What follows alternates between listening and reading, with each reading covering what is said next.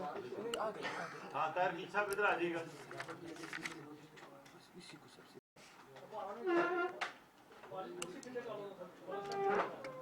آئیے سر آئیے آئیے سر.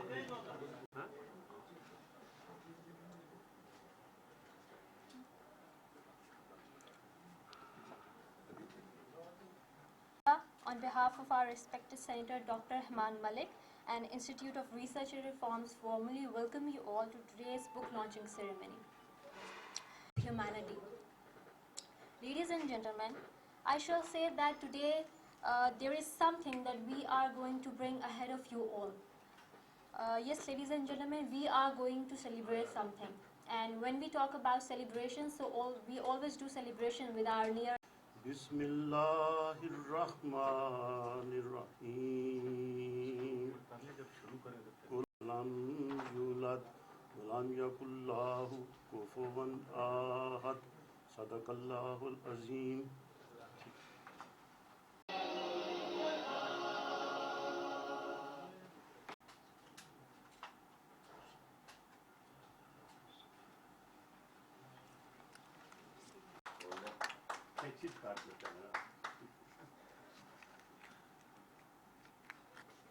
کئین بھی ہے اور ریت بھی ہے نا. تصویر کو تصویر کے اوپر کا ہے نا.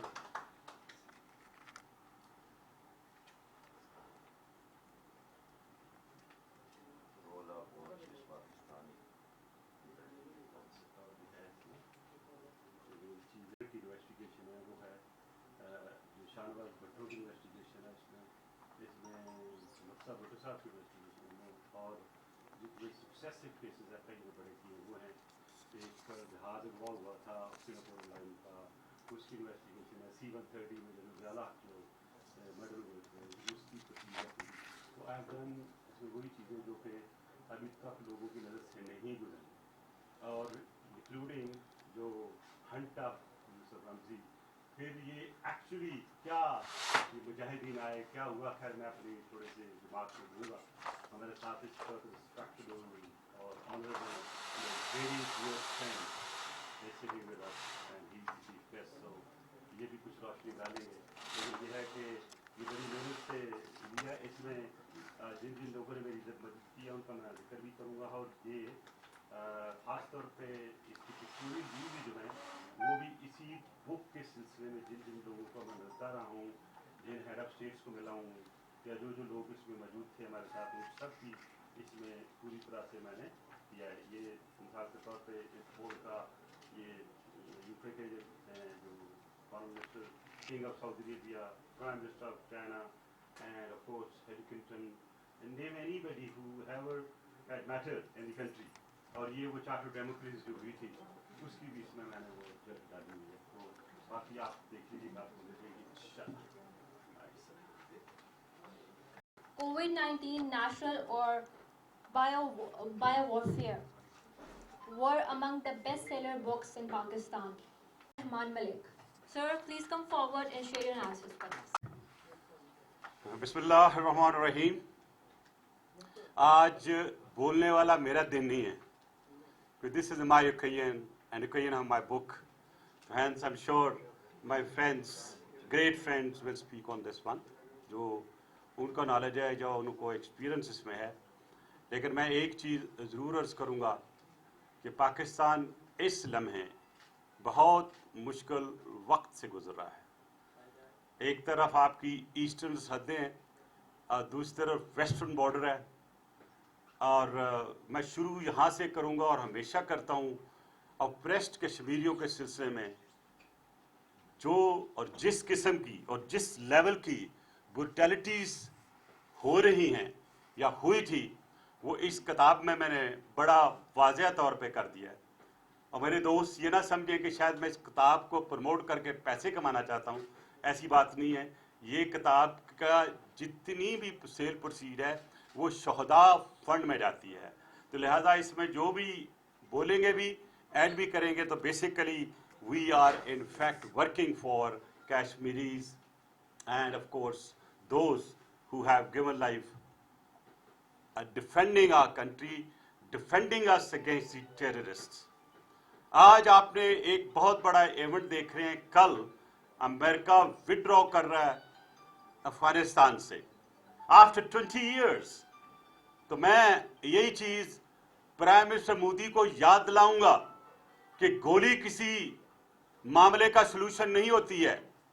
तुम्हारे बॉम्ब, तुम्हारी किलिंग्स, डिसअपीयरेंसेस, जितनी भी रेप्स, पैलेटिंग, ये कभी भी कश्मीरियों का रास्ता नहीं रोक सकेंगी। 20 साल के बाद अमेरिका तालिबान की आइडियोलॉजी को खत्म नहीं कर सका। वो आए, अपने अंदाज से आए, और जो चाहते हैं वो कर रहे हैं। और मैं ये वार्न करता हूं दुनिया को भी, मैं ये वार्न करता हूं प्राइम मिनिस्टर मोदी को, उसके एसोसिएट्स को, और अजीत डोवल को, उसके इंटीरियर मिनिस्टर को, stop giving bad advices to prime minister Modi. और ये अभी भी वक्त है कि आप भी इस ओकेजन पे विड्रॉ कर लें अपनी फौजें कश्मीर से। Give them a chance of self determination, क्योंकि वो ये वादा है जो पूरी दुनिया के सामने आपने किया था कि हम इनको हक खुदियत देंगे। आपने नहीं दिया अभी तक, और ये लिख के रख लीजिएगा, एक वक्त आएगा ऐसे ही जैसे अमेरिकन फोर्सेस ने विड्रॉ किया, इस तरह मोदी भी मजबूर हो जाएगा अपनी फोर्सेस को विड्रॉ करने के लिए। जरूर, इंशाल्लाह। Thank you. अब इस खिते की हालत थी, ज़ाहिर है मैं जनाब मेरे बड़े अजीज दोस्त भाई सिराजुल हक साहब के साथ, सेनेटर सिराजुल हक के साथ बैठ के एक ही डेस्क पे हमने काम किया है, और इनकी सर्विसेज कश्मीर के लिए जितनी भी तारीफ की जाए उतनी कम है। परहैप्स ये एक वाहिद अदारा है जमात के साथ जो कश्मीर की सरहदों तक गए, और जिन्होंने पाकिस्तान के हर बड़े शहर में, हर गली में प्रोटेस्ट किया, और ये बावर कराया कि एक हमारे दोस्त, हमारे साथी, हमारे बहन भाई इस वक्त महकूम है, कर्फ्यू लगा हुआ है, जिस बुरी हालत से गुजरे, आए आगे बढ़े, कुछ करें। बहरहाल आई होप, क्योंकि मैं इसको ज़्यादा पोलिटिसाइज नहीं करना चाहता, इस सारी ये एक अदबी महफिल है और पॉलिटिक्स आपको नज़र नहीं आएगी यहाँ पे, इसलिए मैं ज़्यादा पॉलिटिकल बात नहीं करूँगा। लेकिन जो इस खित्ते को इस वक्त महसूस हो रहा है, मैं उसकी बात ज़रूर करूँगा। सेनेटर सिराजुल हक साहब इस चीज़ के गवाह हैं कि मैंने आज से 4 साल पहले कहा कि पाकिस्तान में दाइश है, और हुकूमती अरकान उस वक्त भी उन्होंने कहा नहीं है। मैंने प्रूफ दिए, नहीं सुना। फिर मैंने कहा साउथ ऑफ पंजाब से गए हैं, और फिर मैंने पंजाबी तालिबान की बात की, जो बैशिंग मेरी हुई पूरी दुनिया को पता है। लेकिन आज मेरी पोजीशन विंडिकेट हो जाती है जब देश जो है अफगानिस्तान में पाई जाती है और वो एक्शन ले रहे हैं। और अगर याद हो तो मैंने सेनेट में वो 5 लोकेशन बताई थी जो डॉक्टर गनी के प्रेसिडेंसी में ऑपरेट कर रही थी और ट्रेनिंग हो रही थी।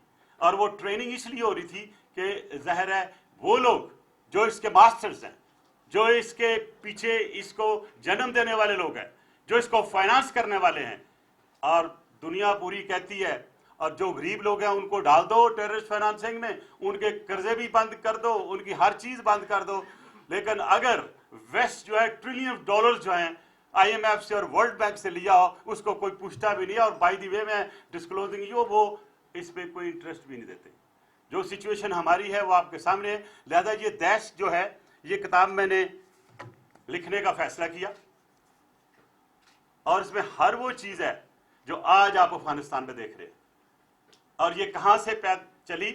इराक से, टर्की से, सीरिया से, टर्की से होते हुए जब ये पहुंची है वापस यहाँ पे अफगानिस्तान में, इसके कहाँ से डेरे, पाकिस्तान में कहाँ कहाँ जहाँ से ये इनिशिएटिव इन्होंने लिया।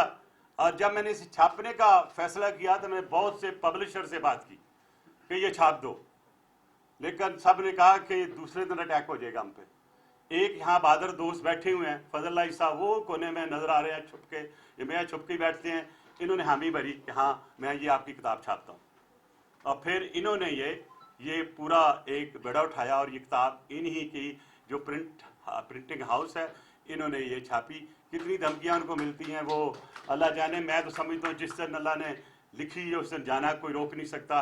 बहरहाल आई एम हैप्पी कि मैंने इसमें वो चीज़ें मेंशन की जो आज सब देख रहे हैं, और आइंदा आने वाले वक्त में जो सिचुएशन वो भी सामने आपके आएगी।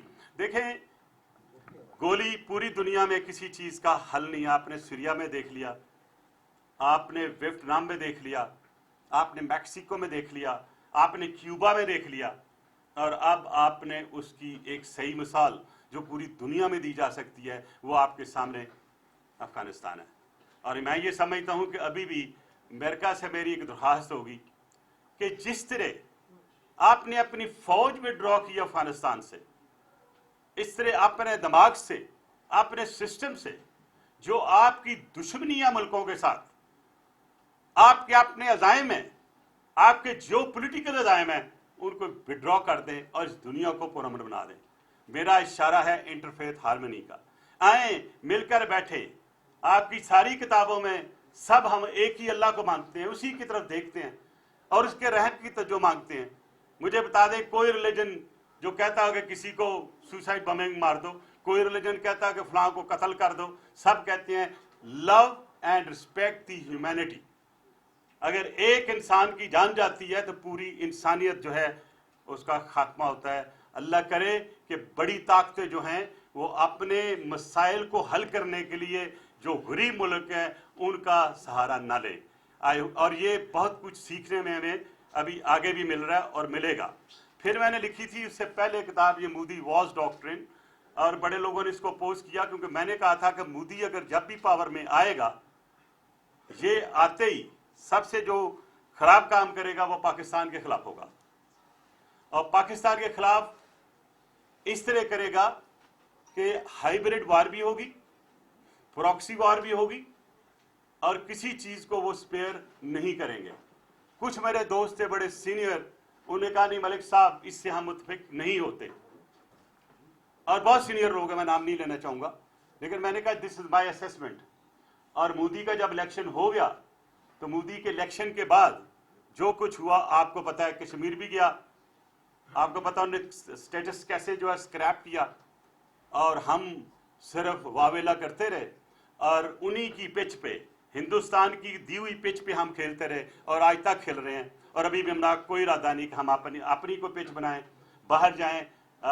सराज साहब को पता है कि बड़े बड़े बुलंद दावे किए गए कि हम बाहर जाएंगे, हम डेलीगेशन लेके जाएंगे, हम बहुत जाके वहाँ पे बातें करेंगे कश्मीर की फेवर में, but I am sorry to say कुछ ना हुआ। मैं एक सिर्फ वाक़या को कोट करते हुए थोड़ी देर बाद मैं इजाज़त चाहूँगा।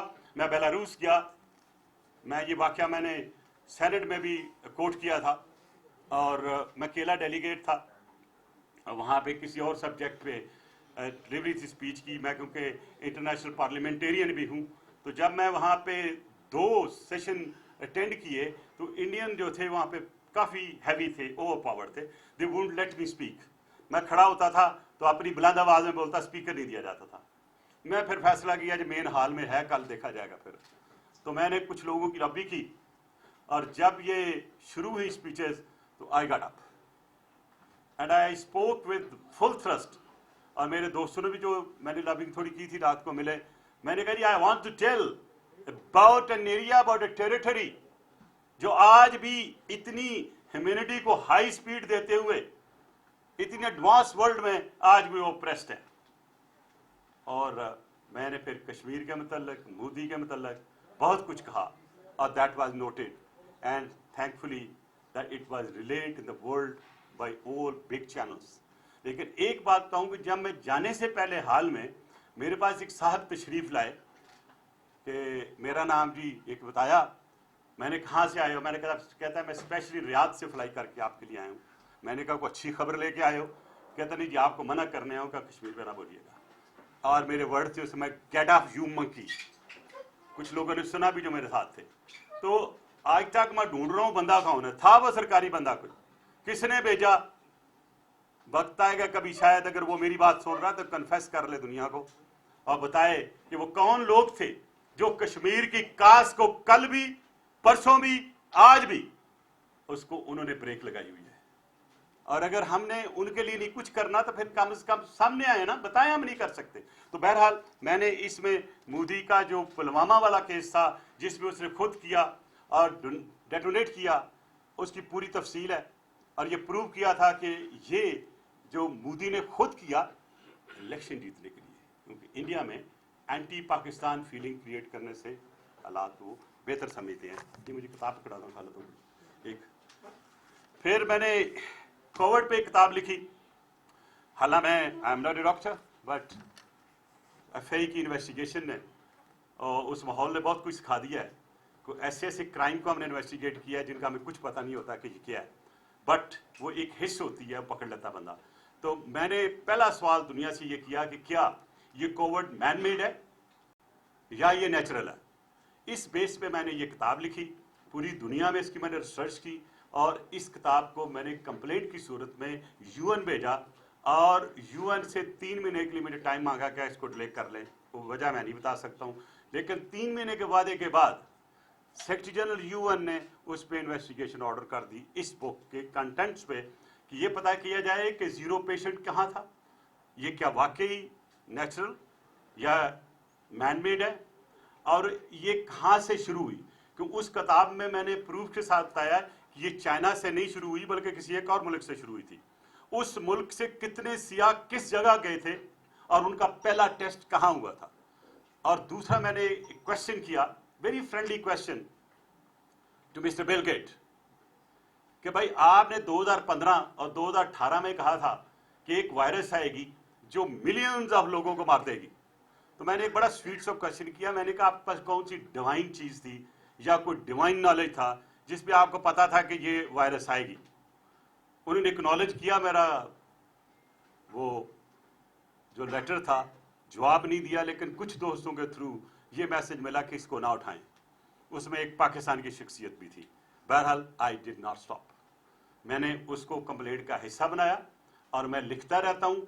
और फिर मुझे ये भी ऑफर आई कि आप उसमें इन्वेस्टिगेशन का हिस्सा बन जाए। मैंने कहा मैं कंप्लेनेंट हूँ, मैं उसका इन्वेस्टिगेशन का हिस्सा नहीं बन सकता। अगर किसी वक्त आपके इन्वेस्टिगेटर जो 40 इन्वेस्टिगेटर हैं मुख्तलिफ इसके आस्पेक्ट जो है कोविड के कर रहे हैं, उनको अगर जरूरत पड़ी मेरी तो मैं डेफिनेटली किसी भी जगह दुनिया में जाके ये स्टेटमेंट देने के लिए तैयार हूँगा। तो बहरहाल देखिए जो आजकल हो रहा है और जिस तरीके से ये वायरस ट्रांसफॉर्म हो रही है इनटू डिफरेंट फॉर्म्स, आपने दुनिया में किसी जगह कोई वायरस इस तरह नेचुरली ट्रांसफॉर्म होती नहीं देखी होगी। और ये 1989 में एक बायो वारफेयर पे एक एग्रीमेंट हुआ था, एक पैक्ट है जिसमें कोई बायो वारफेयर की चीज नहीं बनाएगा। लेकिन आपने देखा है कि सबसे ज्यादा जो इस वक्त वर्ल्ड है वो बायो वारफेयर की तरफ जा रही है, केमिकल वेपन की तरफ जा रही है। इराक में क्या हुआ, कुर्दिस्तान में क्या हुआ, पैलेस्टीनियों पे क्या हो रहा है, क्या जुल्म हो रहा है उनके ऊपर, क्या केमिकल जो है वारफेयर नहीं हो रहा है। लेकिन वही कहते हैं कि गरीब की आवाज दब जाती है और वर्ल्ड वार पार की आवाज बढ़ जाती है। 9/11 हुआ तो पूरी दुनिया हिल गई, लेकिन जब कश्मीरियों पर जुल्म होता है कोई नहीं बोलता, जब आपके पैलेस्टीनियन पे जुल्म होता है कोई नहीं बोलता। लाशें बिखेर देते हैं, हॉस्पिटलों को तबाह कर देते हैं। और जो कुछ यमन में हो रहा वो भी आपके सामने, हमारे वेस्ट यहाँ सामने बैठे हुए हैं। मैं ये समझता हूँ कि मुस्लिम उम्मा इसको सोई हुई है, मुस्लिम उम्मा को जगाने की जरूरत है। हम मुसलमान तो कहते हैं, लेकिन मुसलमान होने की हैसियत से जो फर्ज या जो फ्राइज हमें इस्लाम ने अपने भाई के लिए दिए उस पर अमल नहीं करते। अब मैं लास्ट में ये किताब जो है ये मैंने इसलिए लिखी क्योंकि एक मैं छोटा सा इन्वेस्टिगेटर भी था और बहुत से केसेस मैंने इन्वेस्टिगेट भी किए। और उसके बाद आपको ये भी पता है कि मैं उस डिपार्टमेंट का हेड भी बना, तो मेरे नॉलेज में बहुत सी चीज़ें आई और बसीयत इंटीरियर मिनिस्ट्री मेरे पास बहुत सी चीज़ें देखने को आई। तो मैंने फैसला किया कि मैं इसको अपने सीने में ना रखूं। ज़िंदगी मौत का नहीं पता होता, लेकिन ये मैं एक हिस्टोरिक बुक जरूर लिख दूं जो कि एक रेफरेंस बुक बनेगी इन फ्यूचर। और इस बुक में आपको हर वो चीज़ मिलेगी वो जो कभी आपने जेल पे सवाल करते थे कि लोग कहते बीबी के कातिल नहीं पकड़े गए। इसमें आपको पता लगेगा बीबी के कातिल कैसे पकड़े गए, उनको कोर्ट से कैसे सजाएं हुई और वो कैसे वहाँ से निकले। इस बुक में ये भी मिलेगा आपको कि कौन मिलने आया था और कहाँ मिला, उसका हैंडलर कौन था। इस बुक में ये भी मिलेगा कि टीटीपी का जो हेड है शाह वली, उसने भी कहा कि हाँ हमारा हाथ था। और एक इकरामुल्लाह जो सेकंड सुसाइड बॉम्बर था जो चला गया। अब क्वेश्चन ये है कि अभी रिसेंटली एक अमेरिका की न्यूज़ ने कहा कि एक एजेंसी है अमेरिका की, उसने बीबी के मरवाने में उनका रोल है। तो ये मैंने गवर्नमेंट को लिखा है کہ یہ چیز ان نوٹس نہیں جانی چاہیے اور امریکہ سے پوچھنا چاہیے کہ یہ اخبار ہے، اخبار بھی چھوٹی نہیں بڑی اخبار ہے، ان سے پوچھا جائے کہ انفارمیشن کہاں سے آئی. اور ابھی تک لیاقت علی خان کا جو معاملہ تھا، کس نے اس کو مارا تھا ہم سب جانتے ہیں، اور کتنے دہائیوں کے بعد ان کی چیز، ان کے مرڈر کی بیسک وجہ کیا تھی وہ آپ کے سامنے آئی. شہید ذوالفقار علی بھٹو کو کیسے لٹکایا گیا، ان کا جوڈیشل مرڈر کیسے کیا گیا، کس وجہ سے کیا گیا، وہ بھی آپ کو بعد میں پتہ چلا. اس میں جوڈیشل مرڈر جو ہے بھٹو صاحب کی تفصیل ہے، اس میں محترمہ کے کیس کی پوری تفصیل ہے. اس کے علاوہ جو شاہ نواز بھٹو صاحب جن کو کین میں شہید کیا گیا تھا، تو اس کی تفصیل ہے پوری کیس کی، پوری کیس فائل کی، کیونکہ اس کو میں نے پوسٹ مرڈر انویسٹیگیٹ کیا تھا اور خود فرانس میں جا کے کیا تھا. میرے ساتھ کچھ ایف آئی اے کے آفیسرز تھے. پھر اس میں آپ کو مرزا بھٹو شہید کا بھی اس میں آپ کو ذکر ملے گا. اس کے بعد بہت سے ایسے واقعات جیسے پاکستان میں بڑا بدنامی کے باعث بنے، لائک جب Singapore airline hijack ہوا تو پاکستانیوں نے کیا اور وہ ایسے لگ رہا تھا جیسے ایک پارٹی نے، یعنی پاکستان پیپلز پارٹی نے کیا. میں اس وقت بالکل انڈیپینڈنٹ تھا، میری کسی پارٹی سے افیلیشن نہیں تھی in the F I A. I investigated against Mia Nawaz Sharif. I investigated against my party leadership also in this case. اور اس میں ان کو ایگزانوریٹ کیا. اور اس وقت کے جو میڈیا کے دوست ہیں، آج تک کوئی ایم ڈی ہیں چینلز کے بڑے بڑے، ان سے پوچھ لیجیے، کنفرم کر لیجیے گا کہ I have always stood for the right and stood for the truth. وہ بھی اس میں موجود ہے. اس میں ڈیش یوسر رمزی کا ہنٹ کیسے ہوا، اور ایک چیپٹر میں نہیں لکھا، وہ میں لکھوں گا. ایک آرٹیکل لکھا تھا آسٹریلین نیوز پیپر نے، from hunter to hunted, and to your surprise وہ آج میں پہلی دفعہ میڈیا کے سامنے بتا رہا ہوں فار دا فرسٹ ٹائم کہ میں امریکہ گیا جب میں ایگزائل میں تھا. تو I was stopped on the first stop, تو دوسرے اسٹاپ پہ لے گئے، دوسری جگہ چیکنگ پہ. تو تھوڑی دیر کے بعد میرے ہاتھ میں ہتھکڑیاں تھیں اور پاؤں میں شینکلز تھے. میں نے کہا واٹ از دس؟ کہتے you are the top most terrorist of the world. It was a bit of shock for me. تو خیر مجھے وہ لے کے گاڑی میں بٹھا کے دوسری بلڈنگ میں لے گئے، اور جاتے ہی مجھے جا کے چیئر کے ساتھ دوبارہ ہینڈ کپ کر دیا. رات کا وقت ہے، اب کوئی 12:30 کا. میں نے کہا یار کسی سے میری بات کرا دو کہ مجھے ٹیررسٹ بنایا کیسے تم لوگوں نے. خیر نارملی میرے پاس ایک ٹیلی فون ہوتا ہے چھوٹا سا جو میری جراب میں ہوتا تھا. میں باہر نکل کے فون کیا اپنے وکیل کو، باتھ روم میں گئے ہم، یہ میرے بھائی چھوٹے خالد بیٹھے ہوئے ہیں، یہ بھی اس وقت ادھر تھے، میرا ایک بانجا تھا جاوید وہ بھی ادھر تھا. تو میں نے بعد میں فون کیا وکیل کو کہ یہ میرے ساتھ ہوا ہے. محترمہ کو میں نے فون کیا لیکن پورا نہیں کر سکا، میسج میں کر دیا ان کو. بہرحال رات کو کون اس کو ہیلپ کے لیے آتا. بہرحال مجھ سے انہوں نے کہا جی آپ اسٹیٹمنٹ دیں. میں نے کہا آپ لوگوں کو میں اسٹیٹمنٹ نہیں دے سکتا، میں یہاں سارے مسلمان دیکھ رہا ہوں، سارے ٹیسٹ لگ رہے ہیں.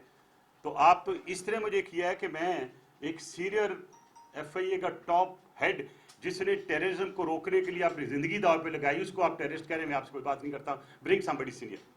تو کوئی سر 5 بجے قریب ایک سینئر موسٹ بندہ ان کا آیا. وہ خیر اس نے سوال کیا، اس وقت تک ان کو پتہ چل گیا تھا. میں نے کہا میرا سامان کھولو، ایک بک ہے اس میں سائمن ریو کی، جس پہ میں نے کیسے ہنٹ کیا ہے ٹیررسٹ کو، اس میں ذکر ہے. اور اس میں جو اس وقت کا ڈائریکٹر ہے ایف بی آئی، اس کے نوٹس ہیں، اور میرے ساتھ تصویر ہے deputy head of the F B I. تو جا کے پتہ کر لو. خیر مجھے تقریباً 7 بجے آ کے کرسٹینا روکا جو اس وقت تھی، انہوں نے میسج دیا کہ mister Malik we are sorry, we feeling ashamed but unfortunately آپ کو امریکہ کے سسٹم میں ٹیررسٹ ڈکلیئر کر دیا گیا، لہٰذا the only person who can take you is the president of America. تو سر 9 بجے پریزیڈنٹ صاحب تشریف لائے اور میرے دستخط کیے کہ میں نکل سکتا ہوں. This is the system, how weak system they have that a former head of the intelligence FIA was actually captured, was all detained, and something I have mentioned not fully in it, but میرا جو دوسرا volume آئے گا اس میں بہت سی ایسی جو blunders ہیں اس کے متعلق میں ذکر ہوں گا. لیکن میں یہ ضرور کہوں گا کہ پاکستان ایک سے پوری مسلم امہ کی بڑی ہی وابستہ ہیں امیدیں. I hope we all work for Pakistan, we work for Muslim Ummah, اور آنے والی جنریشنز کے لیے ہم اس انداز سے کام کریں کہ ہمارے لوگوں کو تکلیف نہ ہو. نہیں تو ورنہ بہت سے افغانستان بنیں گے، بہت سی دوسری جگہ بنے گی، اور پتہ نہیں کتنے لوگ ہمارے شہید ہوں گے، اور پھر ان کی ٹانگ اونچی ہوگی کہ ہم نے یہ کیا. اور فائنلی میں یہ کہوں گا جو میری اسیسمنٹ ہے کہ ملا بردر جو ہے वो एक सेकंड पार्टी की हैसियत से अमेरिकन से अंडरस्टैंडिंग कर चुका था, और ये बिल्कुल तय था कि 31 के बाद वो जाएंगे और 31 के बाद ही वो काबुल में एंटर होंगे। लेकिन मैंने 2 महीने पहले अपनी असेसमेंट में कहा था नहीं, ये फलां डेट को अंदर चले जाएंगे। वो गए, इसलिए कि जो हक्कानी नेटवर्क है उन्होंने अपना एक्शन लिया और दे टुक ओवर काबिल, दैट मीन्स वो पोजेशन में ले लिए। इसीलिए मैंने एक किताब लिखी थी, वही हंटर टू हंटेड हो गए। हक्कानी जिनको सारी उम्र वो ढूंढते रहे, सारी उम्र हमें डू मोर का सबक देते रहे, आज वही हक्कानी के साथ बैठ के ये एग्रीमेंट भी करेंगे। और मेरी ये असेसमेंट है कि अब जो तालिबान के लिए मेरी तरफ से जो एक रिक्वेस्ट होगी, एक अपील होगी कि आप सिर्फ मुस्लिम उम्मा के लिए मॉडरेट हो जाएं और वो जो वादे, जो एग्रीमेंट आपने किए हैं उनको पूरा करें, और कोशिश करें कि आपको दुनिया रिकॉग्नाइज कर ले और मॉडरेट होकर आगे बढ़ें। अपनी भी खिदमत करें, अफगानिस्तान की भी खिदमत करें। जिस अंदाज से अफगानिस्तान ने मार खाई है, 80,000 लोग हमने शहीद किए हैं। और ये भी मैं बताता चलूँ कि ये लोग जो कहते हैं कि जी हमने वहाँ पे गए, नो, हमने डिफेंस जरूर किया और अच्छा डिफेंस किया। I have never hesitated to give the credit where it is due. मैं ये समझता हूँ कि आर्मी चीफ जनरल बाजवा ने इसमें बहुत अच्छा रोल किया। अपनी जो डॉक्ट्रिन थी उनकी, बाजवा डॉक्ट्रिन, उन्होंने जो 2 काम फेंसिंग, एक फेंस लगाने का किया और अपना डिफेंस किया, वो आज कामयाब है। मोदी वॉर डॉक्ट्रिन में, जिसमें उन्होंने अफगानिस्तान में अमन ना लाने की कोशिश की, हर चीज़ को सैबोटाज किया, वो कहती है मोदी वॉर डॉक्ट्रिन, जिसमें मैंने ये सब कुछ भी ला यहाँ पे। तो I am really grateful to almighty Allah कि हमारी डॉक्ट्रिन पाकिस्तान की कामयाब रही, हम डिफेंस में रहे, हमने ह्यूमैनिटी की मदद की, और इंडिया ने कत्लो गारत की और लड़ाई झगड़ा और डिसइंफो लैब के बाद, और जो कुछ पाकिस्तान में थ्रू कुलभूषण यादव किया है, अब वो तो पर्दे में नहीं रहा, सबको पता है। मैं ये जरूर कहूँगा, दुनिया को मैसेज दूंगा, let's move forward, work for the peace, as peace is the necessity and bullet is no solution for any problem. Thank you very much. Pakistan जिंदाबाद।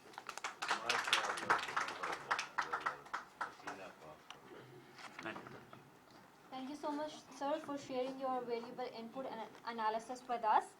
Ladies and gentlemen, now to proceed with our speaker session, I would like to invite Mr. Shafkat Ali, senior journalist, to please come forward and share his thoughts with us.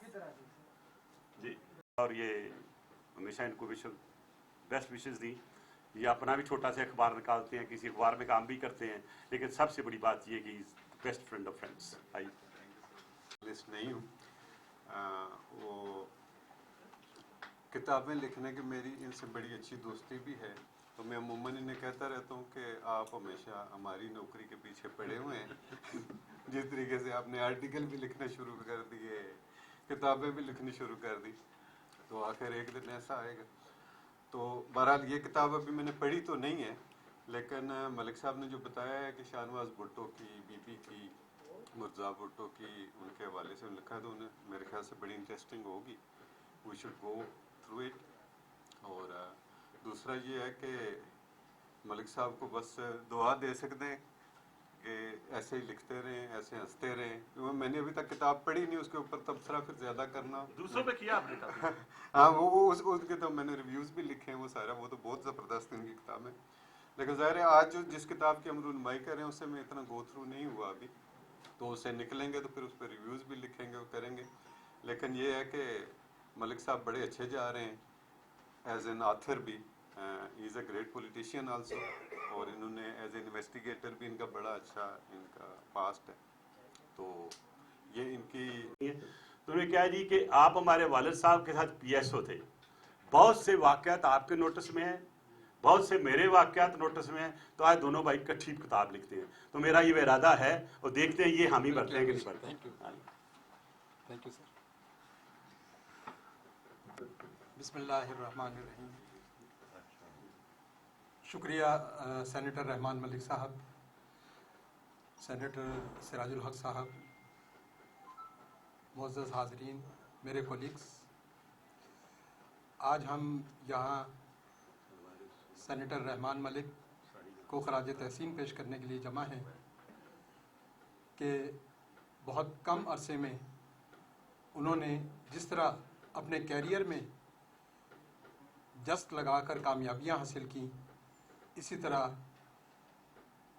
2 سال کے عرصے میں انہوں نے 5 کتابیں لکھ کر، 1 سال کے عرصے میں بلکہ 5 کتابیں لکھ کر ایک ایسی منفرد کامیابی اور کامرانی حاصل کی جو بہت کم لوگوں کو نصیب ہوتی ہے۔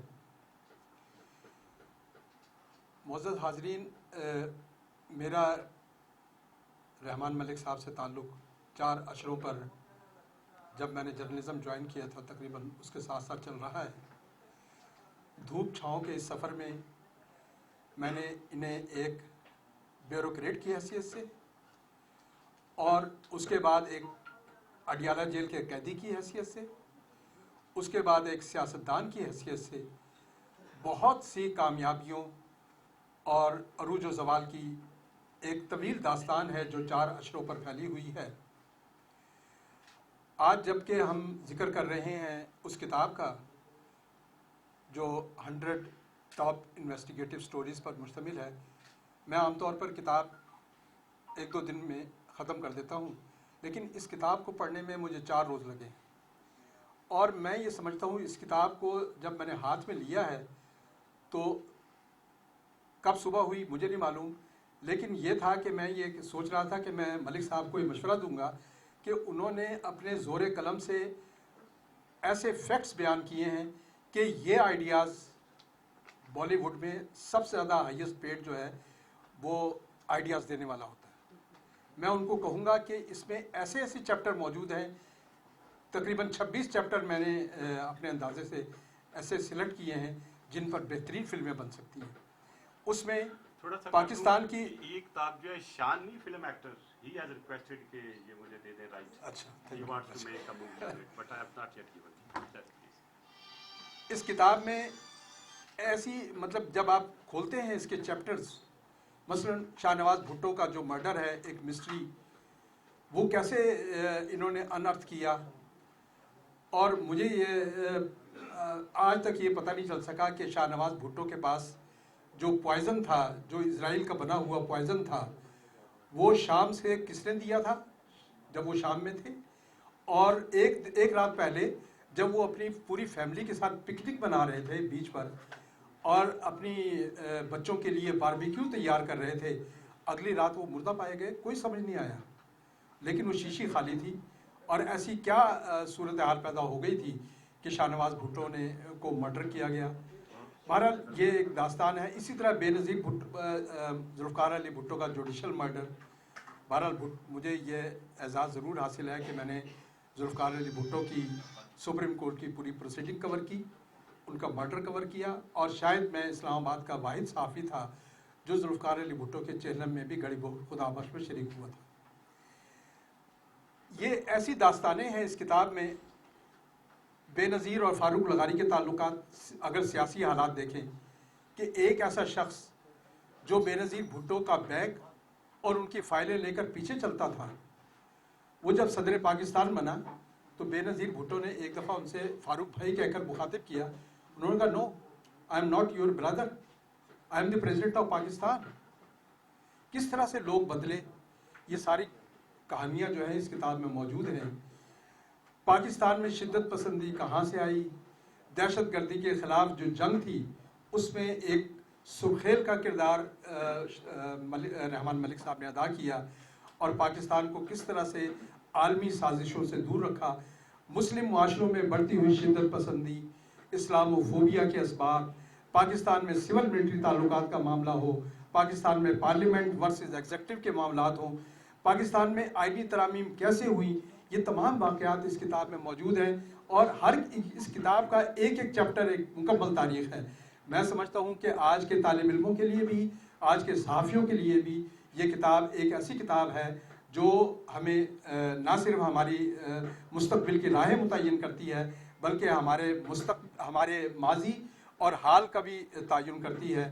میں اپنے تمام دوستوں سے گزارش کروں گا کہ آئیں آج اس کتاب کے وسیلے سے رحمان ملک کے ہمراہ اس کتاب کے ساتھ پاکستان کو دیکھیں، اور اس پاکستان کو دیکھیں کہ جہاں सरकारी सरपरस्ती में हीरोइन फरोशी होती रही, उस पाकिस्तान को देखें इस किताब के ज़रिए कि जहाँ सरकारी परस्ती में लोगों को पकड़ पकड़ कर अमेरिका के हवाले किया गया, सरकारी सरपरस्ती में बुर्दा फरोशी होती रही, ऐवानों के अंदर ज़मीर फरोशी होती रही। इस किताब को पढ़ें और फिर देखें कि पाकिस्तान कैसे आलमी साजिशों में निर्गा हुआ। आज भी आज का पाकिस्तान आलमी साजिशों में निर्गा के घेरे में है, लेकिन खप रहा है। Thank you. तो मैंने पूछा भाई मेरे पे खिलाफ इल्ज़ाम क्या है, तो कहा जी एक टेररिस्ट है, अब्दुर्रहमान उसका नाम है, ये उसकी तारीफ पैदाइशी आपसे मिलती जुलती थी, हमने समझा आप वही टेररिस्ट है। तो ये जब सिस्टम इतना वीक होगा तो फिर आप देख सकते हैं जिसको कायदे आज़म मोहम्मद अली जिन्ना ने दिया, और उसमें बहुत से उनके क्रिटिक्स जो थे अल्लामा इकबाल के, उन्होंने उनको क्रिटिसाइज़ किया about this two nation theory. And my heads off to professor साहब कि इन्होंने पहले दिन से डिफेंड करना शुरू किया, और प्रोफेसर साहब आज तक डिफेंड कर रहे हैं। इनको 2 इन्होंने किताबें लिखी हैं, पढ़ने के लायक हैं, और जब पढ़ता है बंदा तो एक एक सेंटेंस को च्यू करना पड़ता है, इतना वो हर सेंटेंस एक भरपूर एक हिस्ट्री के साथ बिल्कुल जुड़ा होता है। तो हमें फ़ख्र है कि हमारी कौम में अभी तक ऐसे प्रोफेसर भी हैं, लिखारी भी हैं, और निडर किस्म के पाकिस्तानी मौजूद हैं जिन्होंने ये बिल्कुल कहते रहे, खड़े रहे। कुछ पार्टियों ने, कुछ लोगों ने, कुछ बाहर से टू नेशन थ्योरी में बहुत सारी हाशिया राय की, but my salute to professor साहब कि जिस अंदाज से आप आगे लेके चले। मेरे मेंटोर भी हैं, और अल्लाह इनको लंबी ज़िंदगी दे, सेहत की ज़िंदगी दे, और ये इनका साया हमारे सर पे कायम रहे, और ताकि जिस अंदाज से ये पाकिस्तान के एक बेहतरीन हिस्टोरियन राइटर सामने आके आ रहे, अल्लाह करे ये अपनी 3री-4थी किताब भी लिखें। थैंक यू सर, आइए प्लीज़, वेलकम। सिर आदम है ज़मीर कुन फ़का है ज़िंदगी, और ज़िंदगानी की हकीकत को कन के दिल से पूछ, जुए शीरो तेशाओ संगे गिरा है ज़िंदगी। जहाँ बानी से है दुश्वार तर कारे जहाँ बीनी, जिगर खूं हो तो चश्मे दिल में होती है नज़र पैदा। पेशतर इसके कि अल्लामा इकबाल के इन अशार के हवाले से मैं सेनेटर रहमान मलिक साहब की कदर कीमत का तयन करूं, मैं कुछ अपने बारे में आपको बताना चाहूँगा। नाम में थोड़ी सी वो कमी बेशी थी। किताबों पे जो नाम है वो है प्रोफेसर डॉक्टर अयूब साबिर। किताबें मेरी लिसानियात पे भी हैं और अदब पे भी हैं, और अल्लामा इकबाल पे 7-8 किताबें हैं। जब पहली किताब इकबाल दुश्मनी एक मुताला 1993 में जंग पब्लिशर्स ने शाया की थी, उस किताब को लिखते वक्त वो 6-7 इकबाल के ख़िलाफ़ जो मुआंदाना मुखालिफाना कुतुब थी, उनमें जो एतराज़ात थे उनका जवाब दिया गया था। लेकिन उस तसनीफ़ के दौरान मुझे ये एहसास हुआ कि इकबाल के ख़िलाफ़ तो लंबा चौड़ा एक लिटरेचर मौजूद है, और इतनी मुतवातर मुहिम जो है तो वो चलाई गई इकबाल के ख़िलाफ़। उनमें हिंदू शामिल थे, उनमें मुस्तशरिकीन शामिल थे, इश्तराकी शामिल थे, कादियानी शामिल थे, हमारे शिद्दत पसंद मौलवी शामिल थे, कुछ हासदीन और तालिबान शोहरत थे, और कुछ लोग थे। तो मैंने इरादा किया कि मैं ये काम करूँगा। इकबाल का जो असल सूरत हाल है उसको वाज़े करूँगा। अपने अपने औकात थे, अपने अपने तसब्बात थे सबके। तो चुनांचे मैंने कबल अज़ वक्त रिटायरमेंट ली। मैं गवर्नमेंट कॉलेज अब्टाबाद में पढ़ाता था। कबल अज़ वक्त रिटायरमेंट ली, और पहले वो PhD का डिसिप्लिन जो है उसमें आया, जो काम 2000 तक हो गया था। اس پہ ڈگری بھی لے لی، لیکن یہ کام 18-20 برس میں مکمل ہوا۔ اچھا، ویسے آپ حیران ہوں گے کہ میرے کام پر مجھے جو اعزازات ملے، pride of performance, Iqbal award اور ستارہ امتیاز، ستارہ امتیاز ان سے سب سے بڑا ہے، اور جہاں تک میں پہنچا ہوں وہاں سے رحمان ملک صاحب کا سفر شروع ہوتا ہے۔ ان کو ستارہ شجاعت ملا، اور سب سے بڑا ایوارڈ جو ہے نشان امتیاز، وہ بھی ان کے پاس ہے۔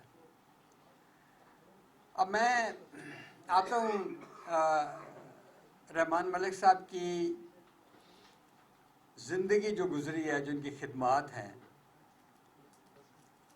جو پاکستان کے لیے ان کی اہمیت ہے، تھوڑی سی میں اس پر روشنی ڈالنا چاہتا ہوں۔ سب سے بڑی بات یہ ہوتی ہے زندگی میں کہ انسان درجہ کمال کو حاصل کر لے۔ درجہ کمال حاصل کر لیا تو آپ کامیاب ہو گئے۔ ان کی 3 حیثیتوں کو میں نے جانچا ہے، اور تینوں حیثیتوں میں یہ خاص نمایاں، منفرد اور ممتاز ہیں۔ پہلے تو یہ سول سروس میں گئے۔ اول تو آپ دیکھتے ہیں کہ کسی کی پی ایم اے میں سلیکشن ہو جائے یا ڈاکٹر بن جائے، اور سول سروس میں اگر کوئی چلا جائے وہ تو بہت ہی بڑی بات ہوتی ہے۔ بغیر محنت کے یہ نہیں ہوتا۔ اب دیکھیں کہ انہوں نے اپنی زندگی خود کس طرح پیدا کی ہے۔ محنت کی، امتحان دیا، پاس ہوئے، سول سروس میں چلے گئے، وہیں سے یہ ایف آئی اے، اس میں ایف آئی اے غالباً یہی نام ہے، اور بالآخر ایف آئی اے کے سربراہ بنے، ڈی جی ایف آئی اے، اور عمدہ کام کیا اور سرگرمی سے کام کیا۔ ایک یہ حیثیت ہے، اور اسی کا نتیجہ ہے کہ آپ یہ کتابیں دیکھ رہے ہیں، یہ 100 انویسٹیگیشن سٹوریز جو ہیں، یہ اسی استعداد کا نتیجہ ہے۔ وہ میں نے شعر پڑھا نا اقبال کا، جہاں بانی سے ہے دشوار تر کار جہاں بینی، حکمرانی سے بھی دنیا کو دیکھنا، اس کو سمجھنا کہ دنیا کس طرف جا رہی ہے، کیا ہونے والا ہے، یہ زیادہ مشکل کام ہے۔ جہاں بانی سے ہے دشوار تر کار جہاں بینی، جگر خوں ہو تو چشمے دل میں ہوتی ہے نظر پیدا۔ رحمان ملک صاحب نے بڑائی کی منزلیں محنت سے طے کی ہیں۔ وہ جو انگریزی میں ایک لفظ بولتے ہیں سیلف میڈ، اور اقبال نے اسے اس طرح بیان کیا کہ اپنی دنیا آپ پیدا کر، اگر زندوں میں ہے اپنی دنیا آپ پیدا کرنا۔ انہوں نے اپنی دنیا آپ پیدا کی ہے۔ دوسری حیثیت ان کی، یہ سیاست میں چلے گئے۔ 2 ہی پارٹیاں تھیں، ایک نون لیگ تھی، ایک پاکستان پیپلز پارٹی تھی۔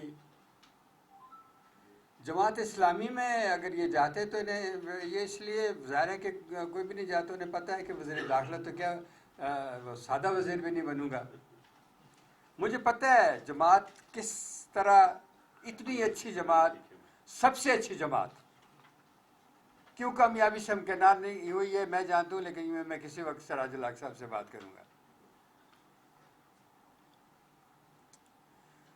تو جماعت اسلامی کا تو سوال نہیں پیدا ہوتا تھا۔ باقی 2 پارٹیوں میں سے یہ پاکستان پیپلز پارٹی میں چلے گئے، لیکن وہاں دیکھیں وزیر داخلہ بنے، اور ایسے وزیر داخلہ جن کی مدت جو ہے وزارت کی وہ دوسرے وزیر داخلہ لوگوں سے سب سے زیادہ ہے، اور کام بھی عمدہ ہے۔ وزیر داخلہ کی حیثیت سے 10 محکمے اور 10 شعبے جو ہیں ان کو انہوں نے دیکھا اور کامیابی سے اپنا کام سر انجام دیا۔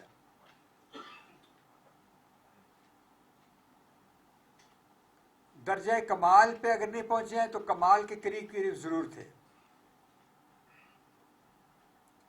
اب تیسری حیثیت یہ آ گئی مصنف کی حیثیت ہے. اس کوچے میں قدم رکھا ہے تو یہاں بھی امتیاز حاصل کر لیا ہے. منفرد کتابیں ہیں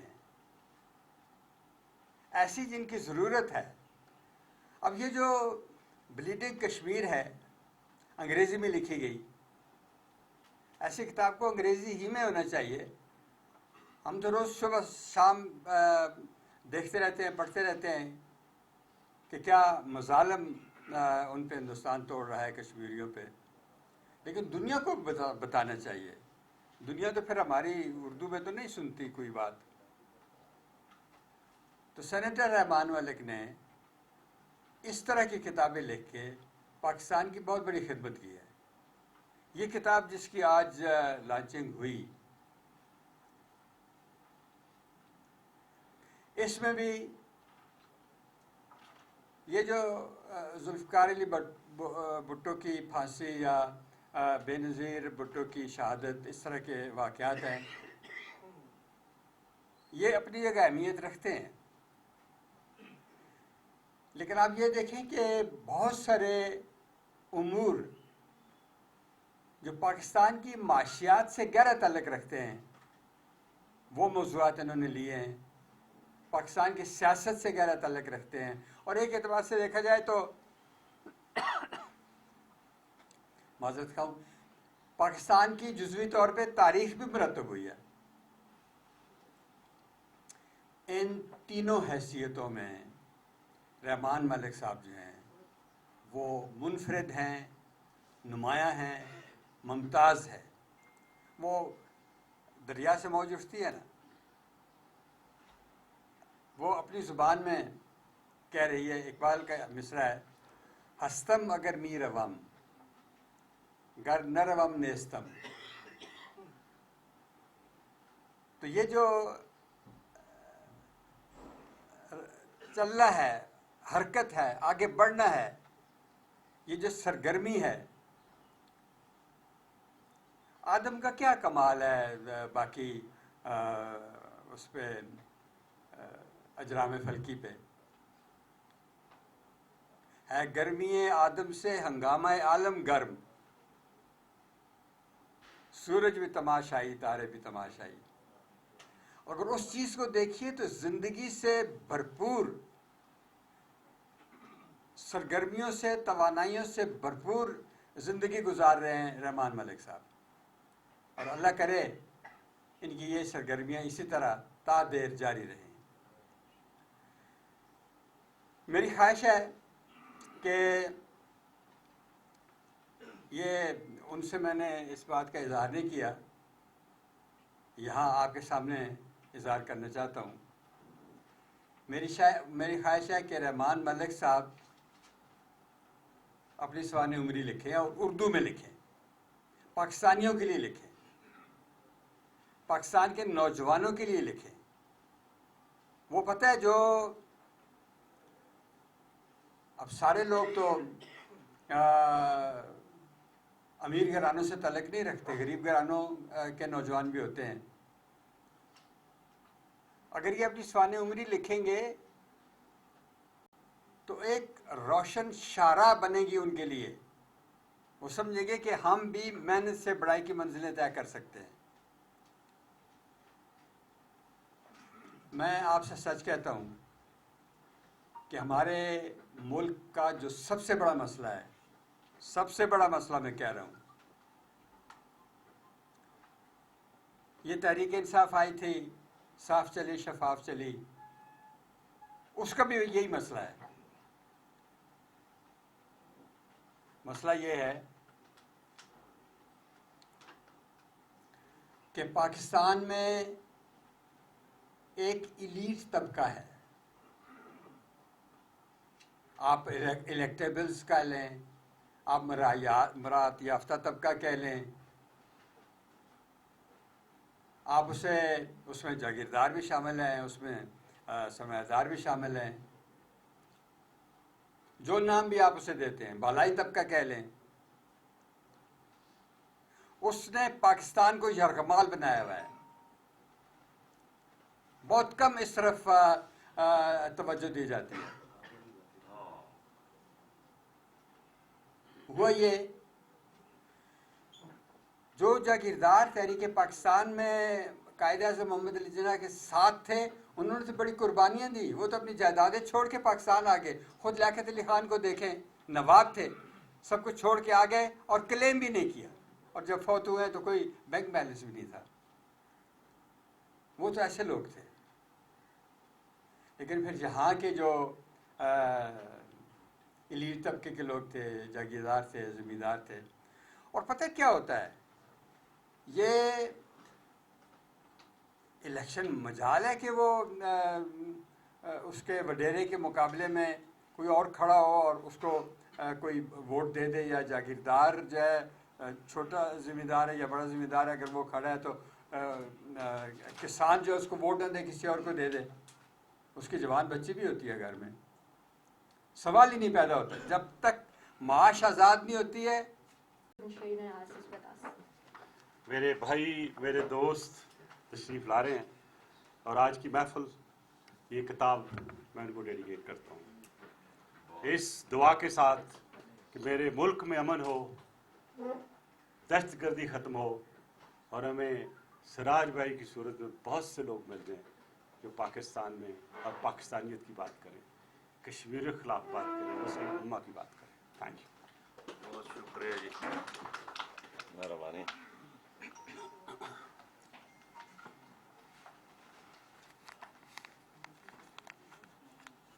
الحمد للہ رب العالمین، والصلاة والسلام علی رسولہ الکریم. اما بعد، فاعوذ باللہ من الشیطان الرجیم. بسم اللہ الرحمن الرحیم. انتہائی قابل احترام جناب ہمارے پیارے بھائی، دوست، ساتھی رحمان ملک صاحب، اور اس مجلس میں شریک انتہائی قابل احترام بھائیوں اور بہنوں، السلام علیکم ورحمۃ اللہ وبرکاتہ. رحمان ملک صاحب ایک دانہ بینا اور جہاندیدہ شخصیت ہے، اور ان کی خوش قسمتی ہے کہ ایک لمحے میں وہ ایک بہترین رائٹر ہے، اور ساتھ ہی وہ ایک پولیٹیشین بھی ہے، سماجی ورکر بھی ہے، اور ایک بہترین دوست بھی ہے. مجھے وراثت میں جو چند چیزیں ملی ہیں بزرگوں سے، اس میں ایک رحمان ملک صاحب کی دوستی ہے، جو قاضی حسین احمد صاحب کے ساتھ ان کی دوستی تھی، اور پھر انہوں نے جس طرح جماعت ہمیں وراثت میں دی ہے، تو ان میں اسی طرح رحمان ملک صاحب کی دوستی بھی ہمیں وراثت میں ملی ہے.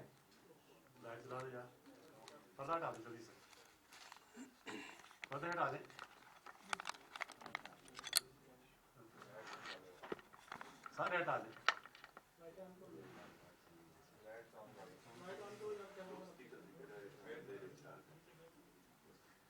صاحب پردے ہٹوا دو یار.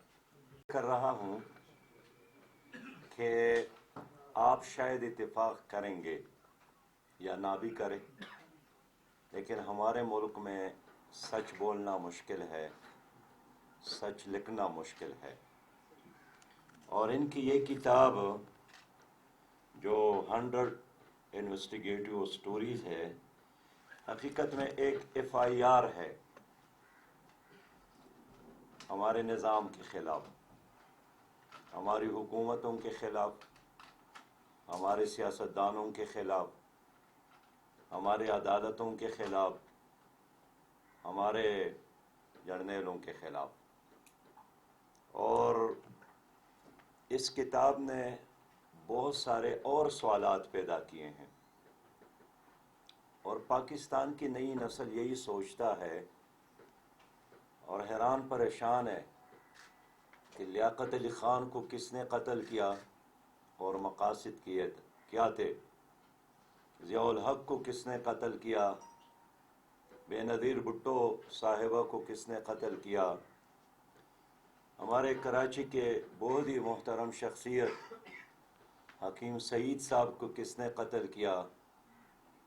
और आज भी ये सवालात है कि इतने सब कुछ के बावजूद उसामा बिन लादेन जहाँ अमरीकियों ने कार्रवाई की एक ऐसे हसास जगह में, तो ये सारी कहानी क्या है, ये सारा दास्तान क्या है। तो मैं कहूँ कि ये एक अंधा कुआं है जिसमें झांकने से भी पता नहीं चलता है। इसलिए एक हकीकी इन्वेस्टिगेशन के लिए एक आज़ाद जमहूरी निज़ाम की ज़रूरत है। और ये तो मैं शाबाश देता हूँ रहमान मलिक साहब को कि उन्होंने बड़ी मेहनत के साथ लेकिन एहतियात के साथ सच लिखने की कोशिश की है। लेकिन अगर ये परेशान ना हो, मैं थोड़ा सा तबसरा करूँगा कि फिर भी कामयाब नहीं हो सके, इसलिए कि बड़ा होशियार आदमी है और सच बोलने में भी बहुत एहतियात करते हैं। मैं ये अर्ज़ करना चाहता हूँ कि मेरे नॉलेज के मुताबिक इस मुल्क में अगर किसी सहाबी ने सच बोलना शुरू किया है तो चंद दिन बाद उनकी लाश मिलती है। ये ऐसा आसान काम नहीं, और हमेशा इंसानी तारीख़ में सच बोलना एक मुश्किल काम है, लेकिन बड़े लोग यही करते हैं और जो सच बोलते हैं वो ज़िंदा रहते हैं। हमारी तारीख़ में सुक़रात का नाम ज़िंदा है, उसने सच के खातिर जहर का प्याला कबूल किया था और जिसने पिलाया था उसका नाम निशान नहीं है। हमारे आंखों में अगर आज भी कोई हस्ती मौजूद है इमाम हुसैन रज़ी अल्लाह ताला अन्हु की सूरत में, तो सच पर कड़े रहे और सच पर शहीद हो गए। और न बहुत सारे लोग ऐसे थे जिन्होंने तमाशा किया, लेकिन उन्होंने झूठ को कबूल करने की बजाय सच पर मरने को तरजीह दी। क़त्ल हुसैन असल में मर्ग यजीद है। इस्लाम ज़िंदा होता है हर करबला के बाद। तो तारीख़ यही गवाही देती है कि जिस्म तो हड्डियों और गोश्त का नाम है, लेकिन इस जिस्म को अल्लाह ताला ने जिस सलाहियत से नवाजा है, उस सलाहियत को मौत भी पनाह नहीं कर सकती है अगर उसको हकीकी तौर पर इस्तेमाल किया जाए। प्रोफेसर साहब ने अल्लामा इक़बाल का ज़िक्र किया।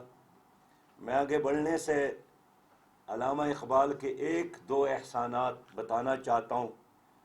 एक ये कि उन्होंने क़ादी आज़म मोहम्मद अली जिन्ना को दावत दी। वो मुल्क से बाहर थे, बाहर वकालत करते थे और बहुत अच्छे वकील थे। तो अल्लामा इक़बाल रहमतुल्लाह अलैह की दावत पर वो अपने मुल्क वापस आए और उन्होंने मुस्लिम लीग की क़ियादत संभाली। और 1937 में अल्लामा इक़बाल ने सैयद मौदूदी रहमतुल्लाह अलैह को बुलाया लाहौर और उनको मशवरा दिया कि तहज़ीबी इस्लामी के अहया के लिए और इस्लाम के निशात सानिया के लिए वो लाहौर आकर एक काम शुरू कर ले।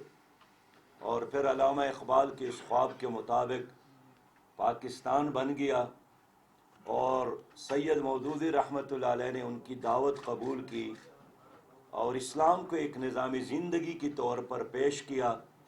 आज सैयद मौदूदी रहमतुल्लाह अलैह तो नहीं है, लेकिन सारी दुनिया में मुस्लिम हो या गैर मुस्लिम इस्लाम को एक निज़ाम की तौर पर जानते हैं। कोई इत्तेफाक करे या इख्तिलाफ करे, लेकिन अब दुनिया जानती है कि इस्लाम सिर्फ इबादत तक महदूद एक निज़ाम नहीं है। ये मईशत भी है, ये सियासत भी है, ये हुकूमत भी है। और सैयद मौदूदी यही बताने की कोशिश करते रहे कि जो खुदा मस्जिद में मौजूद है, महराब में मौजूद है, वो अल्लाह ईवानों में, सियासत में, चौक और चौराहों में اور زندگی کے ہر شعبے میں موجود ہے۔ رحمان ملک صاحب نے افغان طالبان کو زبردست مشورہ دیا کہ وہ ماڈریٹ بن جائے، اور ماڈریٹ بننے کا مطلب اگر آپ جانتے ہیں تو بہت اچھی بات ہے، لیکن ماڈریٹ بننے کا مطلب یہی ہے کہ کرپٹ اشرافیہ کو اپنے ساتھ قبول فرما لے۔ جس طرح طویل جدوجہد کے بعد انگریز کے جانے کے بعد کرپٹ اشرافیہ جنہوں نے سراج الدولہ کے مقابلے میں، جنہوں نے سلطان ٹیپو کے مقابلے میں استعمار کا ساتھ دیا تھا، اور ایسٹ انڈیا کے باقیات اور پھر انگریز کے باقیات نے، پروفیسر صاحب نے بالکل ٹھیک کہا، انہوں نے آپ کے معیشت کو یرغمال بنایا، آپ کی سیاست کو یرغمال بنایا، آپ کی جمہوریت کو یرغمال بنایا، آپ کے تمام اداروں کو یرغمال بنایا، اور اس وقت ساری دنیا کا افغان طالبان پر یہی پریشر ہے کہ جن لوگوں نے ماضی میں روس کا ساتھ دیا تھا، جس نے ببرک کارمل کا ساتھ دیا تھا، ڈاکٹر نجیب کا ساتھ دیا تھا، نور محمد ترکی کا ساتھ دیا تھا، یا اس سے پہلے سردار داؤد اور ظاہر شاہ کے لابی تھی، ان تمام لوگوں کو دوبارہ اپنے ساتھ ملائیں اور ایک ماڈریٹ حکومت بنا لے۔ لیکن اللہ کرے کہ افغان طالبان رحمان ملک صاحب کے اس مشورے کو قبول نہ کرے، اس لیے کہ اس طرح کرنا یہ ان 20 لاکھ شہداء کی خون سے بے وفائی ہوگی، اور انہوں نے جو طویل جدوجہد کیا ہے۔ اب دیکھیے رحمان ملک صاحب اس پر بھی انویسٹیگیشن کر لے کہ 1219 میں منگولوں نے ان پر حملہ کیا، اور پھر 1384 میں مغلوں نے ان پر حملہ کیا، اور پھر 1886 میں انگریزوں نے اس پر حملہ کیا، اور پھر 1987 میں روسیوں نے ان پر حملہ کیا اور 10 سال رہے، اور پھر 2001 میں امریکیوں نے 46 ممالک کو ساتھ لے کر اس پر حملہ کیا اور 20 سال لڑتے رہے۔ آخر افغانوں میں کون سا ایسا جوہر ہے کہ نہ منگول اس کو شکست دے سکے، نہ مغل اس کو شکست دے سکے؟ انگریزوں نے 3 بار اس پر حملہ کیا، اور صرف ایک آدمی کو انہوں نے زندہ چھوڑا تھا جو ایک ڈاکٹر تھا، تاکہ جا کر اپنے لوگوں کو اپنی فوج کے احوال سنائے۔ اور روس کی کہانی اور امریکہ کی کہانی تو بالکل ہمارے سامنے ہے۔ میں سمجھتا ہوں کہ آزادی کے ساتھ محبت ہے، اپنی ماضی کے ساتھ محبت ہے، اپنی کلچر کے ساتھ محبت ہے، اور اپنے اسلاف کے راستے پر چلنا اپنے لیے باعث فخر سمجھتے ہیں۔ اسی چیز نے ان کو ناقابل تسخیر بنایا۔ گزشتہ دنوں میں کوئٹہ گیا تھا، انہوں نے تقریباً 4 گورنر ہاؤسز پر قبضہ کیا تھا، تو مجھے ایک وہاں بزرگ نے بتایا کہ یہ جو طالب گورنر ہاؤس میں داخل ہوا ہے، اب دیکھیں ان کے پاؤں میں چپل نہیں ہے۔ اب لوگ کہتے ہیں کہ آپ اس گورنر کے ساتھ الیکشن میں حصہ لیں، تو ہم نے تو جمہوریت بھی دیکھا ہے، اپنے ملک میں بھی دیکھا ہے، اور افغانستان میں 2 سال پہلے الیکشن ہوا تو ساری دنیا میں ایک صدر کامیاب ہوتا ہے، افغانستان میں 2 صدر کامیاب ہو گئے تھے، اور دونوں نے ایک ہی لمحہ حلف اٹھانے کی کوشش کی، جناب اشرف غنی نے بھی اور جناب عبداللہ نے بھی۔ اس لیے میں سمجھتا ہوں ہمیں افغانستان پر اپنی مرضی مسلط کرنے کا یہ روایت چھوڑنا چاہیے۔ اگر آپ کالام کے آدمی کو نہیں کہتے کہ وہ لاہور والوں کی طرح کپڑے پہنے، اس لیے کہ وہاں سردی ہوتی ہے، وہاں ایک بہت بڑے گرم شال کی ضرورت ہوتی ہے، اور اگر آپ کراچی کے لوگوں کو نہیں کہتے کہ آپ کالام والوں کی طرح گرم لباس پہنے، تو ہمیں افغانوں کو بھی آزاد چھوڑنا چاہیے، اور میرا یقین ہے انشاءاللہ تعالی کہ افغان اس میں کامیاب ہو جائیں گے۔ میں سمجھتا ہوں کہ ہمارے لیے جو اپنی کہانی ہے اور ادھوری ہے وہ تکمیلی پاکستان کی کہانی ہے، اور کشمیر کے بغیر یہ نامکمل ہے۔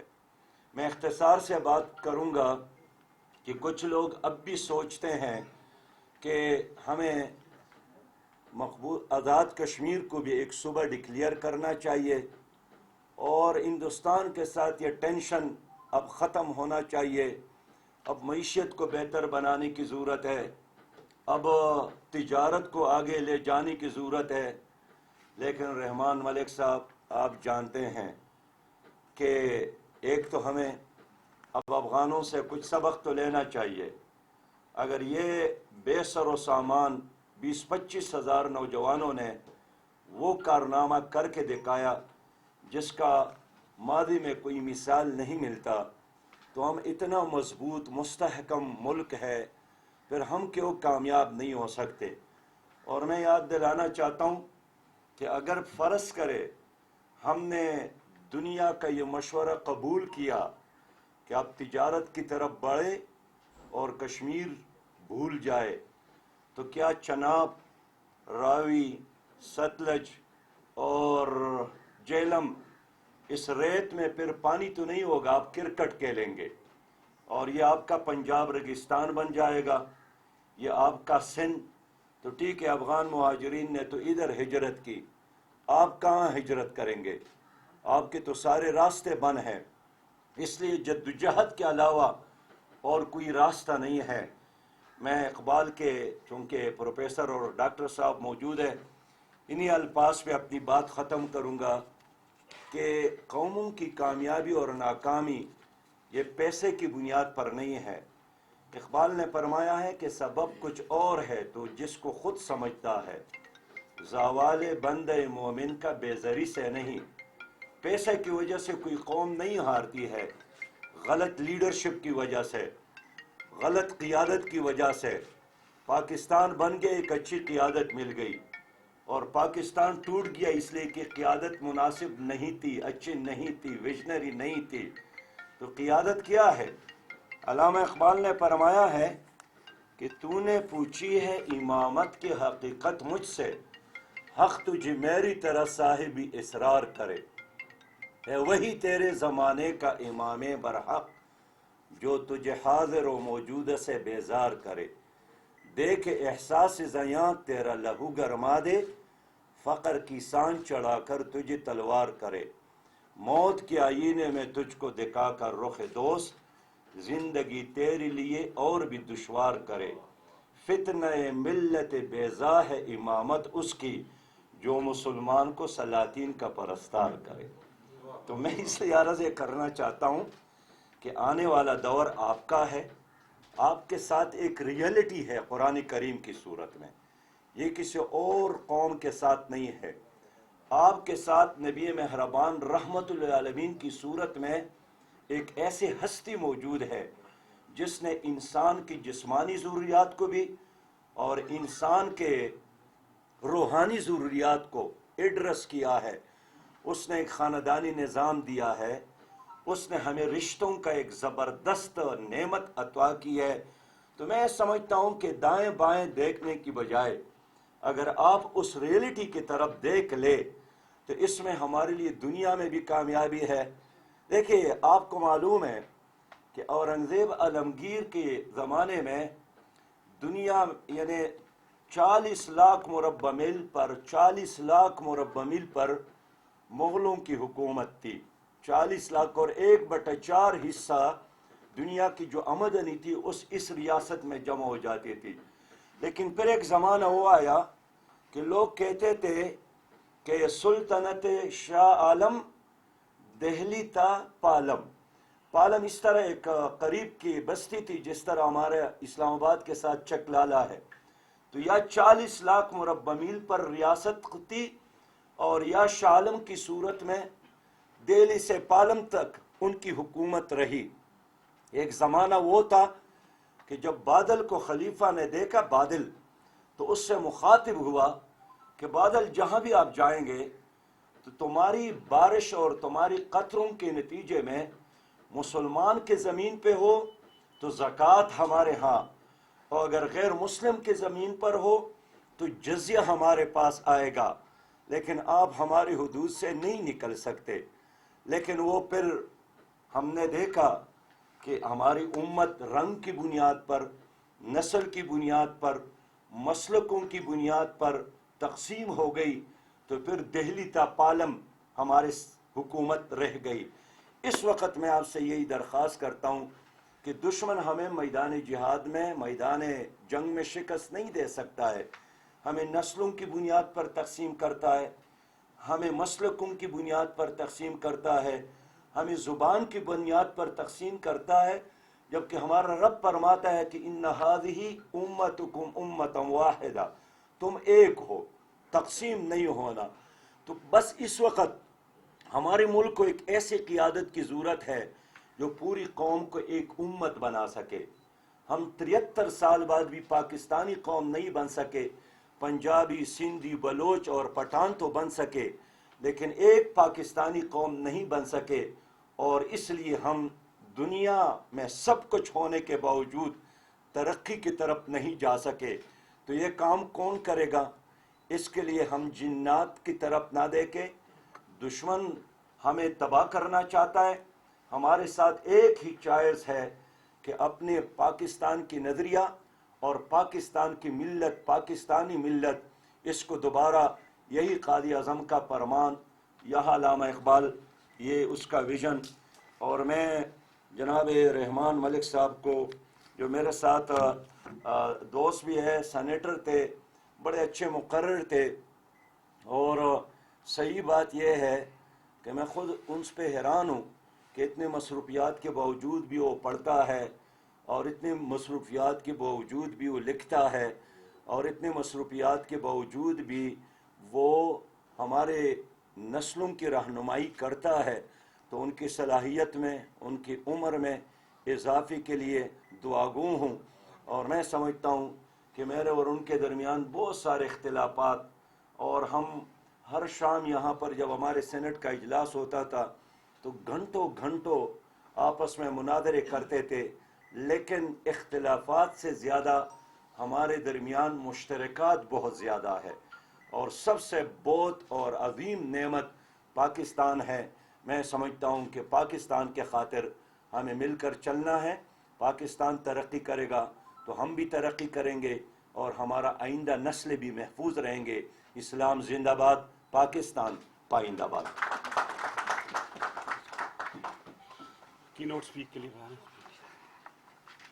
Thank you so much, sir, for sharing. الرحمن الرحیم، جناب ڈاکٹر ایوب صابر صاحب، جناب سراج الحق صاحب، media stars, senior anchors, reporters and other guest, his excellency from the embassy. آج مجھے بڑی خوشی ہوئی، اور آپ کو بھی یقیناً بڑی خوشی ہوگی، آج ہمارے درمیان میں ایک اسکالر اور ایک دینی اسکالر اور اسکالر موجود ہیں۔ جس انداز سے کھل کر بات آج اس حال میں ہوئی ہے، نہیں ہوتی۔ ہمیں کرٹیسزم بھی لینی ہے، ہم نے سوچ کو بڑا بھی کرنا ہے، ہم نے قائد اعظم کا یونٹی فیتھ ڈسپلن بھی دیکھنا ہے، ہم نے علامہ اقبال کے دیا ہوا درس بھی دیکھنا ہے، ہم نے آنے والی نسلوں کو بھی دیکھنا ہے۔ جاتے ہوئے دو صرف باتیں کروں گا، اور میں اپنے عظیم بزرگ اور دوست بڑے بھائی اور سراج الحق صاحب سے ایک کوشچن چھوڑوں گا، جس میں تحقیق کر رہا ہوں، آپ بھی میری مدد کیجیے گا کہ آخر کیا وجہ ہے کہ صرف ٹیررزم مسلمان ملکوں میں ہی کیوں ہے؟ آپ پوری دنیا میں نظر گھما کے دیکھ لیں، آپ کو کسی جگہ پہ ٹیررزم نظر نہیں آئے گی، صرف مسلمانوں کی ٹیریٹری اور علاقے میں آئے گی۔ اس پہ میں نے بہت اسٹڈی کی، میں ایک آرٹیکل لکھا ہے اسلام فوبیا پہ، میں آپ کو نظر کروں گا، اور میں اس نتیجے پہ پہنچا کہ ویسٹ جو ہے وہ مسلمانوں کو آپس میں لڑا کر، ایکسٹریمسٹ شو کر کے، ظالم شو کر کے وہ اپنا مقصد حل کرنا چاہتا ہے۔ مجھے افسوس کے ساتھ کہنا پڑتا ہے، اور دل سے کہہ رہا ہوں کہ میں جب دو افغانوں کو لڑتا دیکھتا ہوں تو میرا دل روتا ہے۔ مجھے پتا ہے کہ میرے ان اسکالر دوستوں کو دل روتا ہوگا، ادھر بھی مسلمان ہیں، वो भी अल्लाह अकबर कह के मारता गोली। वो दूसरी तरफ मुसलमान है, वो भी कहता अल्लाह अकबर और गोली चलाता है। नाम किसका बदनाम होता है? मेरे मजहब का, मेरे इस्लाम का, मुस्लिम उम्मा का। लिहाजा एक ये क्वेश्चन बहुत जरूरी है पूरी मुस्लिम उम्मा को देखने के लिए, और ये मैं उठा चुका हूँ इंटरपोल में भी, मैं ये उठा चुका हूँ यूनाइटेड नेशंस में, कि आप इसकी इंक्वायरी करें कि भाई सिर्फ ये इस्लामफोबिया का एक सो कॉल्ड इस्लामफोबिया जेन में पड़ा हुआ है, और सारी की सारी मुसीबतें सिर्फ मुसलमान ममालिक में ही क्यों? इस पे नेचुरली काम होगा। और जो मैंने बिल्कुल मैं एक्सेप्ट करता हूँ जो सराजुल हक साहब ने कहा है, जो मेरा मशवरा ज़ाहिर है उन्होंने एक अपना एक पॉइंट ऑफ व्यू दिया है, लेकिन मेरे जहन में जब मैं कह रहा था तो मेरे जहन में फतह मक्का था, क्योंकि जब रसूल सल्लम फतह मक्का किया, उन लोगों को भी माफ़ किया जिन्होंने उनके ख़ानदान को शहीद किया। तो मैं वो जहन में था मेरे कि अगर ये कोई ऐसा मॉडरेट तरीका कर लें, समझ कर लें, कोई एग्रीमेंट कर लें, अगर इस्लाम में ये एक सुलहनामा, दो मुसलमानों में सुलह करना, ये एक फ़र्ज़ है मुसलमान पे, और उस फ़र्ज़ को सामने रखते हुए बिल्कुल मैंने ये बात कही, और मैं अभी भी इस बात की इनके कहने पे थोड़ा सा उसको मोटिव थोड़ा सा चेंज करते हुए कहता हूं कि देखें, दुनिया में रहने के लिए, अफगानिस्तान की आवाम के लिए, अफगानिस्तान उन बच्चों की तड़प के लिए, अफगानिस्तान उन चेहरों पे जो इस वक्त फियर है, उस खत्म करने के लिए पूरी कौम इकट्ठी हो जाओ। बिल्कुल जिन्होंने गलत काम किया उनको सजा दे, जो सूटकेस भर के डॉलर्स का ले गया उनको पकड़ें, जिन लोगों ने ज्यादती किया मुल्क के साथ, अफगानिस्तान के साथ, उनके खिलाफ एक्शन होना चाहिए।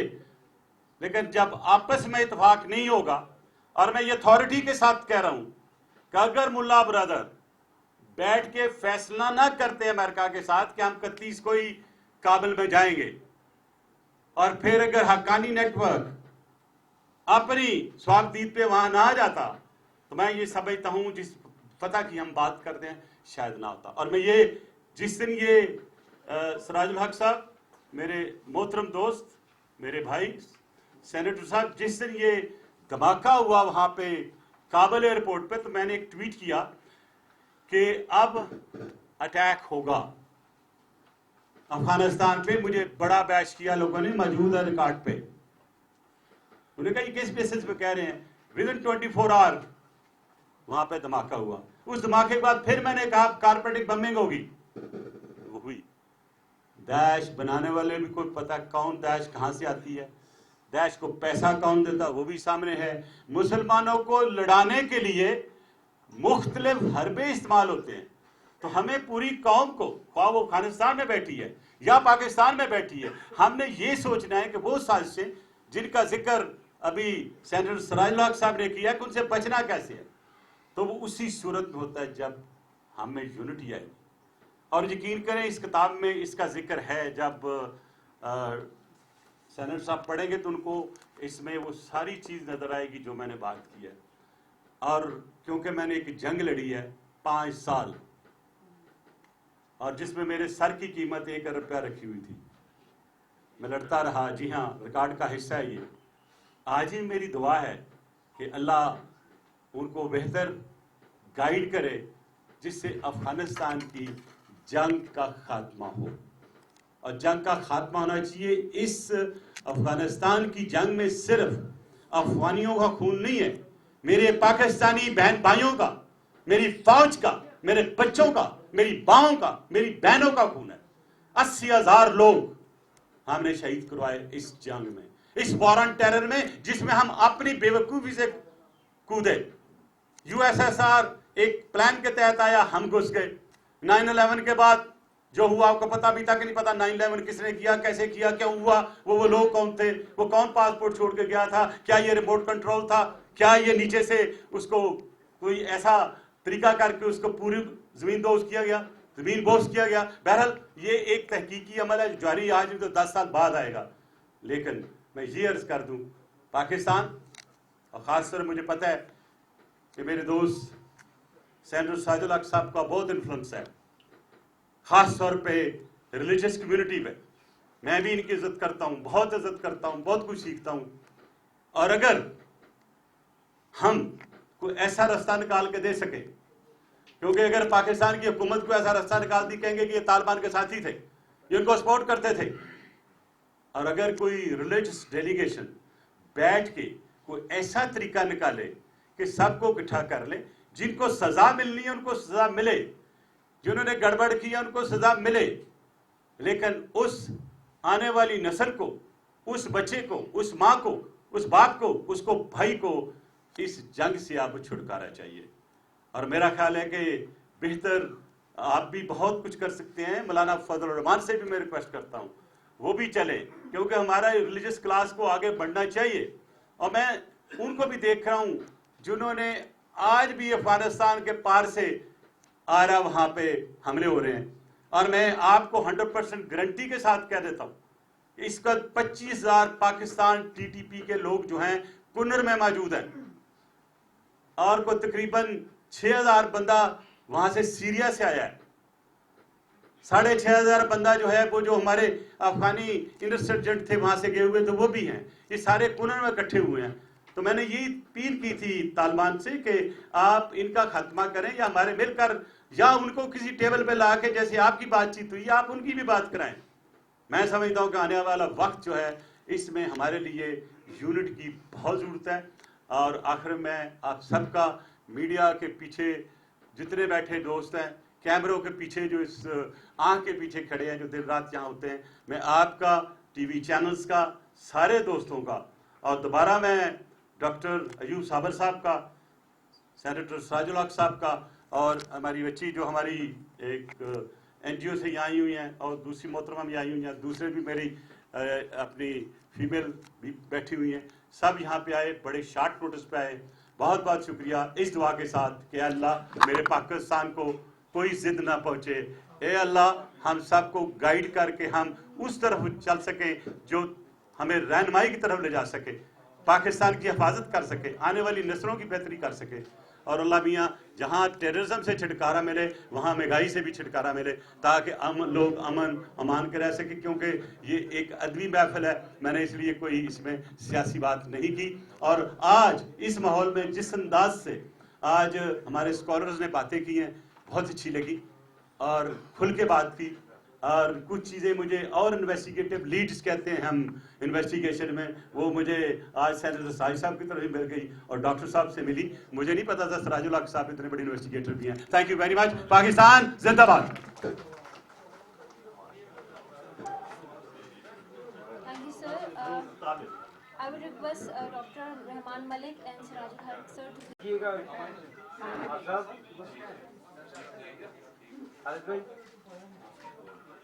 Sir, Malik Sahab, thank you.